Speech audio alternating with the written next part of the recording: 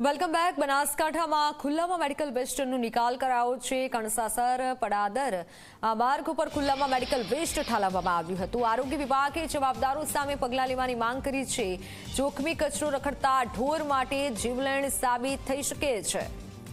આરોગ્ય વિભાગની કામગીરી પર અનેક સવાલ ઉઠી રહ્યા છે કે આખરે આ રીતે મેડિકલ વેસ્ટનો નિકાલ કેમ કરવામાં આવ્યો। આ જોખમી કચરો રખડતા ઢોર જો કોઈ આરોગ્ય છે તો તે ઢોર માટે ખતરનાક સાબિત થઈ શકે છે અને જેથી આરોગ્ય વિભાગ સામે અનેક સવાલ ઉઠ્યા છે।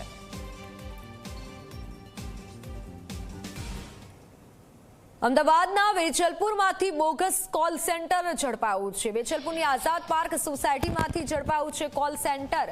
5 આરોપીઓ પાસેથી 10 ફોન મળી આવ્યા છે। 3 લેપટોપ પણ જપ્ત કરાયા છે। આરોપીઓ પાસેથી 96,000નો મુદ્દામાલ જપ્ત કરાયો છે। આરોપીઓ ટેક્સ નાવ નામની એપ્લિકેશનથી કોલ કરતા હતા।